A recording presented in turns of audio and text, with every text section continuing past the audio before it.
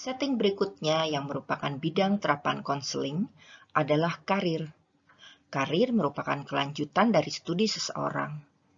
Seorang siswa SMA ketika dia memilih jurusan di perguruan tinggi, seharusnya ia sudah memikirkan arah karirnya kelak, agar pilihan jurusan kuliahnya akan sejalan dengan karir yang akan ia tempuh. Namun pada kenyataannya tidak semudah itu. Banyak siswa yang memilih jurusan di perguruan tinggi hanya sekedar ikut-ikutan teman, atau mungkin saran bahkan desakan dari orang tua tanpa ia sendiri memahami jurusan apa yang sebenarnya ia pilih. Pada akhirnya banyak mahasiswa yang ketika ia menempuh studi di perguruan tinggi merasa salah memilih jurusan tersebut. Dikarenakan ketika ia memutuskan memilih jurusan tersebut, tidak cukup informasi yang ia miliki. Seharusnya sejak awal kuliah, seorang mahasiswa sudah harus memikirkan arah karirnya kelak, agar ketika dia nanti bekerja, hal itu sudah dia persiapkan sejak ia menempuh studi di perguruan tinggi di jurusan yang ia pilih. Saat ini sudah banyak biro atau bidang-bidang di perguruan tinggi yang melayani konsultasi karir untuk mahasiswa. Sama halnya dengan di SMA, ada bimbingan karir untuk siswa SMA. Nah, kita bisa melihat di sini bahwa konseling untuk karir itu sangat dibutuhkan untuk siswa maupun mahasiswa. Di sini ada definisi tentang karir, merupakan keseluruhan sikap, peran, hubungan, serta upaya seseorang yang berkaitan dengan dunia kerjanya, tidak terbatas pada tingkah laku di tempat kerja saja. Artinya apa? Ketika kita bicara tentang karir, tidak cukup kita hanya bicara tentang Anda nanti mau bekerja di bidang apa. Bukan hanya itu.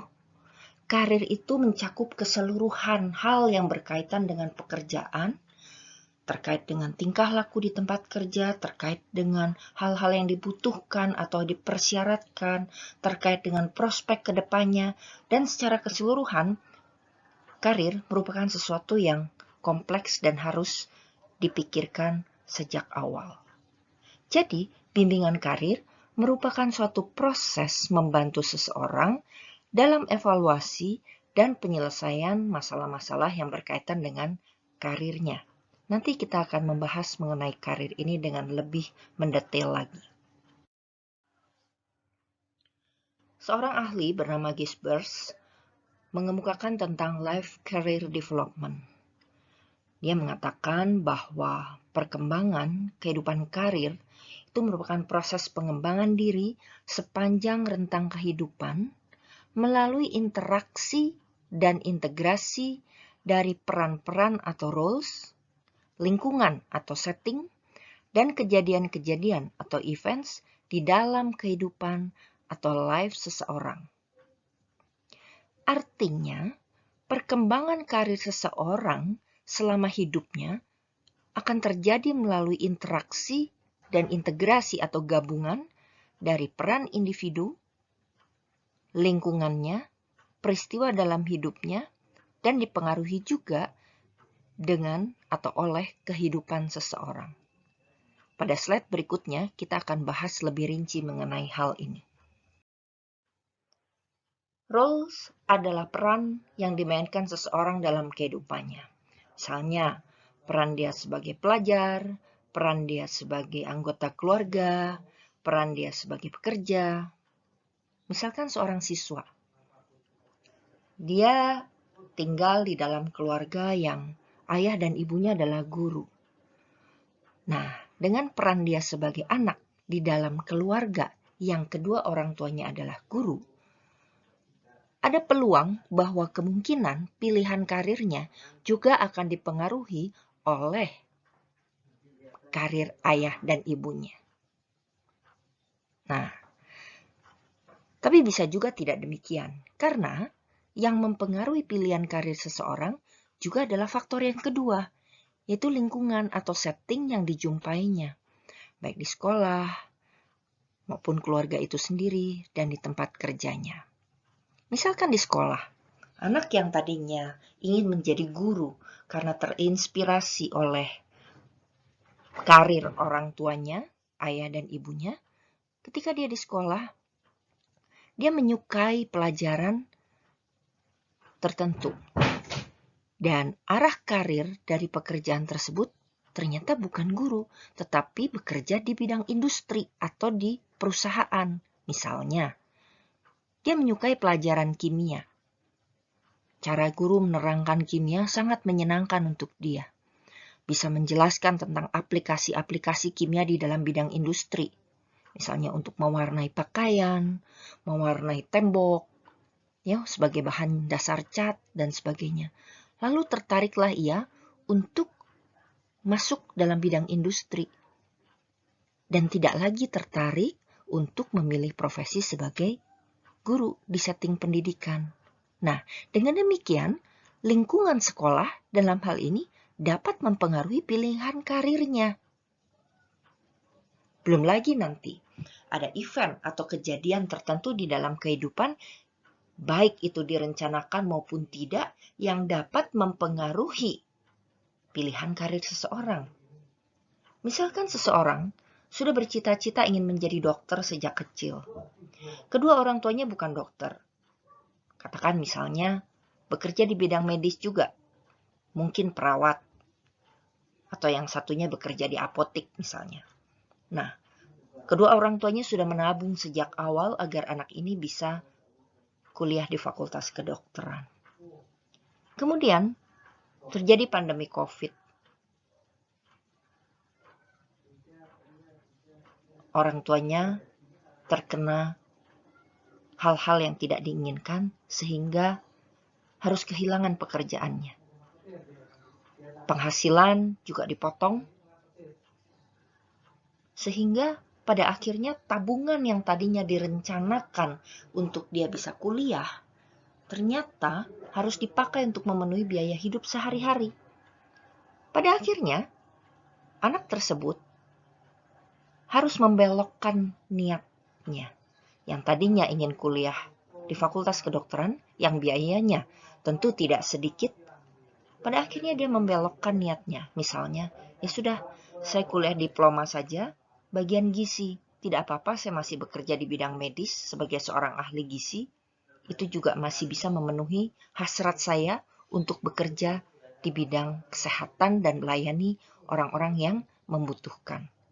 Nah, artinya event juga bisa mempengaruhi pilihan karir seseorang, sekalipun dari kecil mungkin sudah dipersiapkan. Nah, yang berikutnya ada yang disebut sebagai konsep life. Life atau bidang kehidupan seseorang, misalnya jenis kelamin, etnis, itu juga bisa mempengaruhi pilihan karir seseorang. Kenapa perawat lebih banyak wanita dibandingkan dengan pria?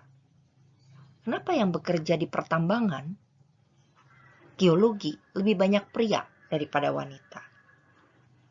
Guru, kalau di setting yang TK atau sekolah dasar, itu lebih banyak wanita.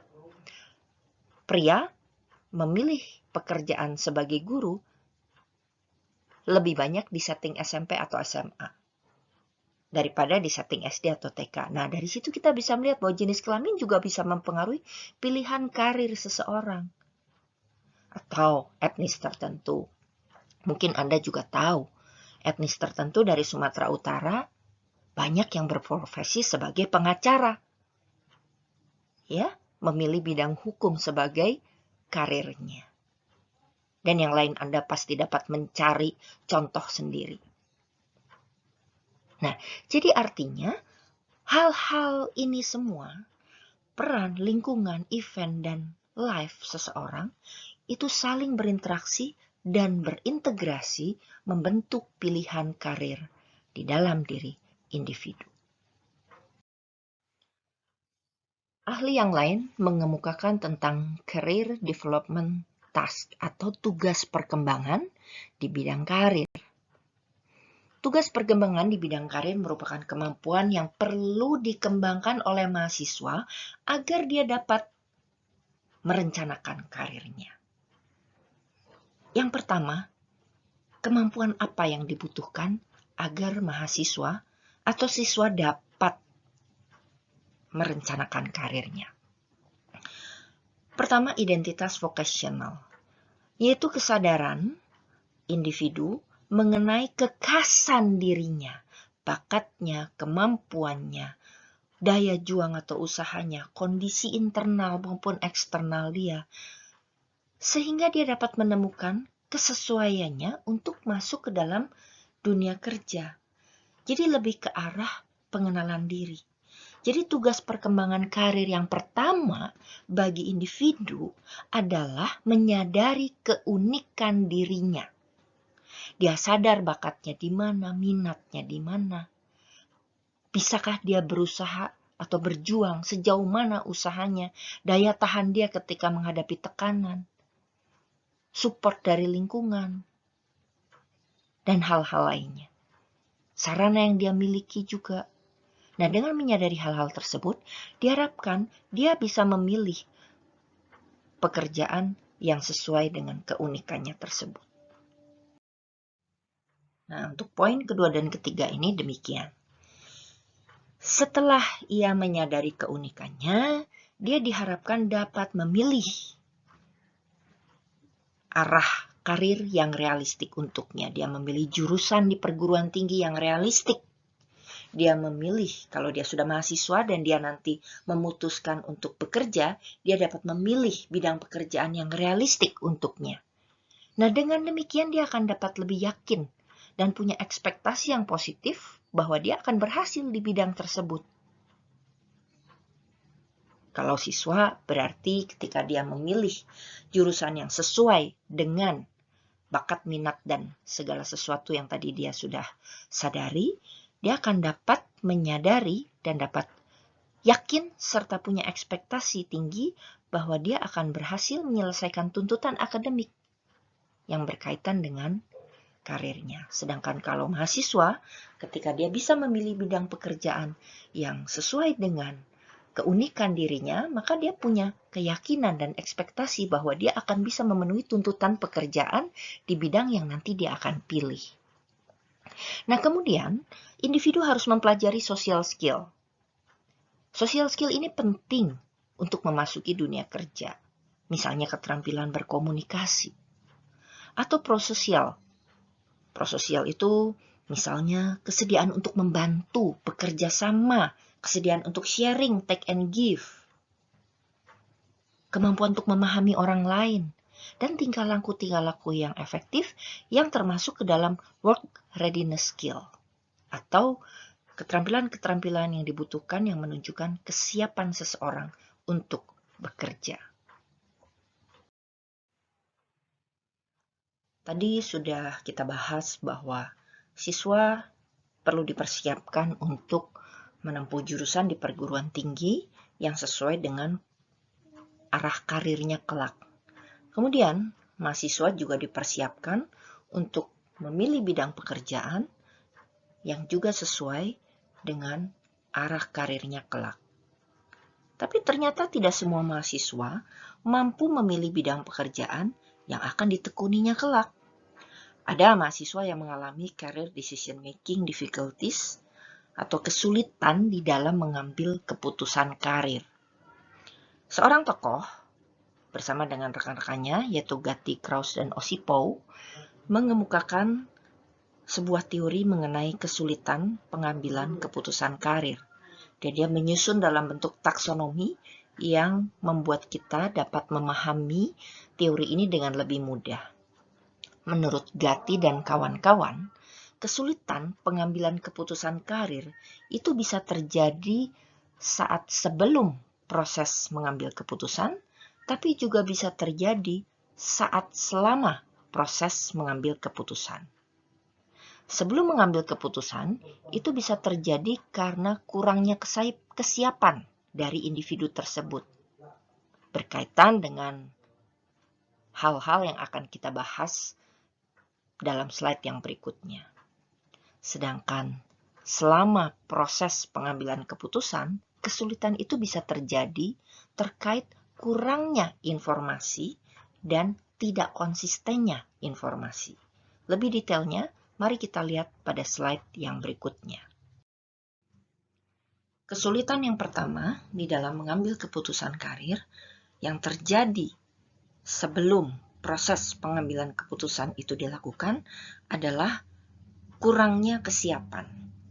Kurangnya kesiapan biasanya terkait dengan dua hal. Yang pertama, karena kurangnya motivasi dan indecisiveness. Kurangnya motivasi itu misalkan orangnya memang belum termotivasi, belum terdorong untuk mengambil keputusan, belum ada niat untuk mengambil keputusan. Bisa juga terkait dengan indecisiveness atau keraguan-raguan, ketidakyakinan. Maka dia jadi tidak siap untuk mengambil keputusan. Lalu, juga biasanya terkait dengan adanya mitos-mitos tertentu yang disfungsional. Misalnya ada mitos tertentu, kalau kuliah di sana, di perguruan tinggi tertentu, jurusan itu lama lulusnya. Jadi mending jangan di sana. Kemudian ada mitos lagi, kuliah di jurusan X itu susah loh, berat loh. Nah, padahal semua hal tersebut mungkin belum terbukti kebenarannya. Dan itu membuat orang menjadi tidak siap untuk mengambil keputusan.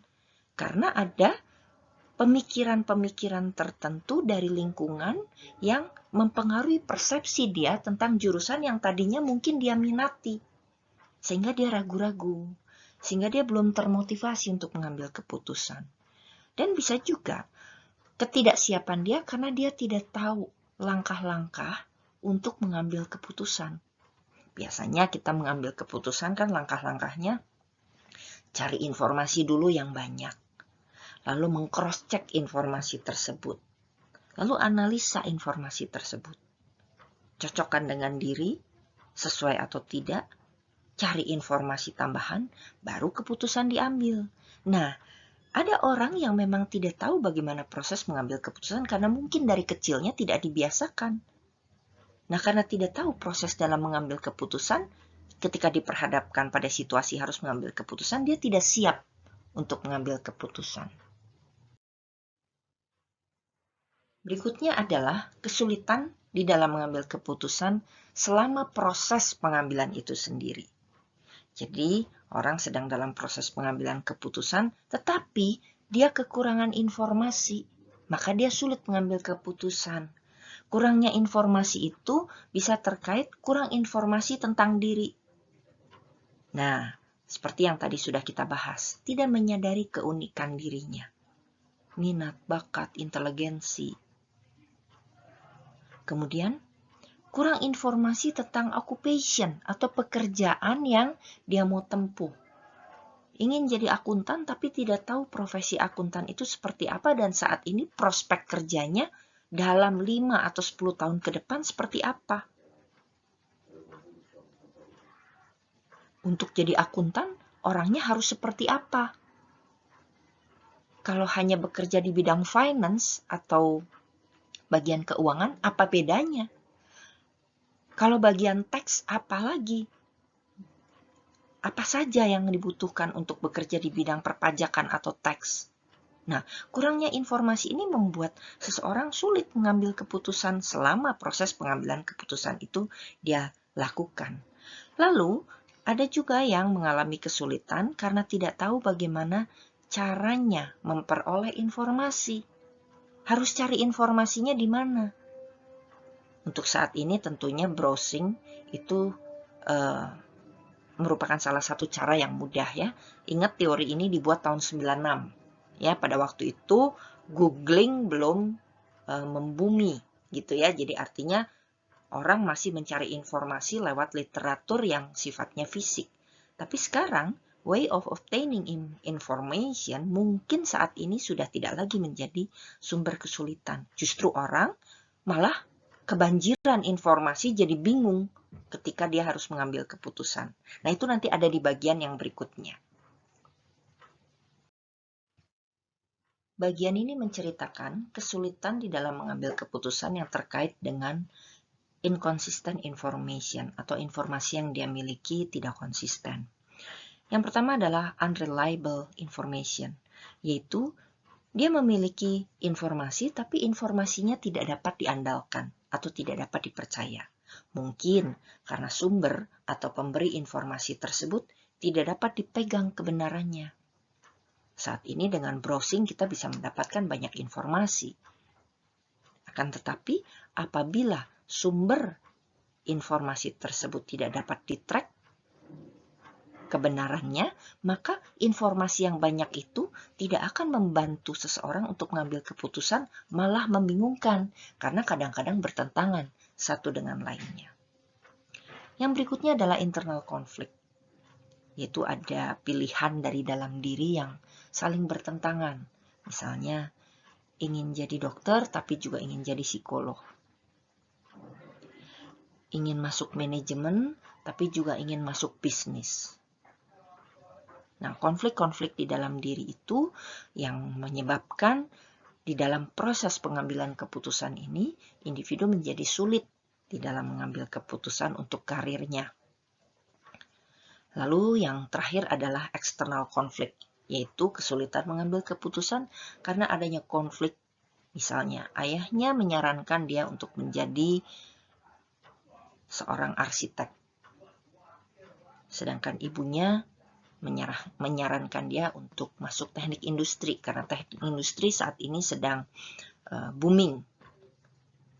Nah, kan tetapi dia sendiri sebetulnya tertarik dengan IT. Nah, karena adanya konflik antara yang ditawarkan orang tua dan kedua orang tua juga bertentangan, tidak sama sarannya, apalagi jika dikaitkan dengan pilihan pribadinya, itu akan membuat dia menjadi lebih sulit lagi di dalam mengambil keputusan. Untuk membantu klien yang mengalami kesulitan di dalam mengambil keputusan karir, maka dia perlu dibantu. Dalam perencanaan karir, asesmen perlu dilakukan terhadap dirinya. Itu disebut sebagai eksplorasi internal. Mengenai apa?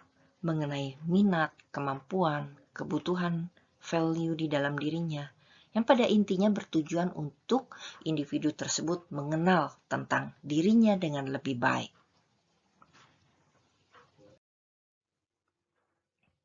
Nah, kemudian, setelah melakukan asesmen yang bertujuan untuk eksplorasi internal, agar individu mengenal tentang dirinya dengan lebih baik, dilakukan juga yang disebut sebagai eksplorasi eksternal. Dalam hal ini, mengeksplorasi lingkungan. Lingkungan apa? Apabila untuk siswa SMA, berarti eksplorasi eksternalnya adalah mengeksplorasi lingkungan perguruan tinggi.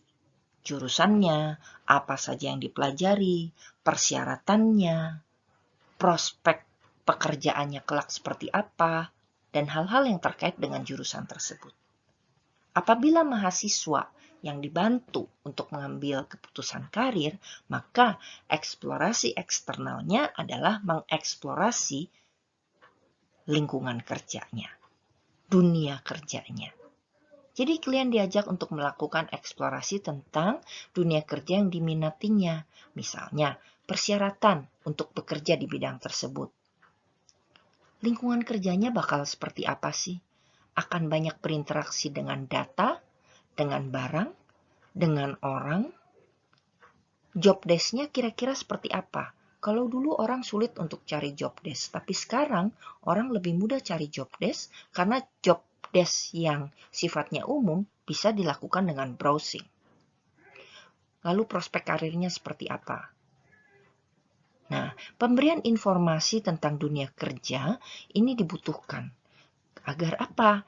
Agar dalam hal ini klien dapat mencocokkan antara hasil asesmen tentang dirinya dengan hasil eksplorasi tentang dunia kerjanya.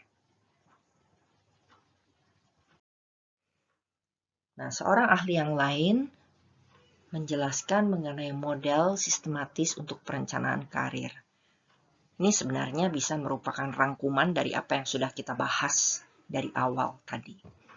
Yang pertama dilakukan asesmen awal untuk mendapatkan pemahaman diri, lalu mendalami tentang pemahaman diri, lalu mencoba menyusun pilihan berdasarkan pemahaman diri tadi.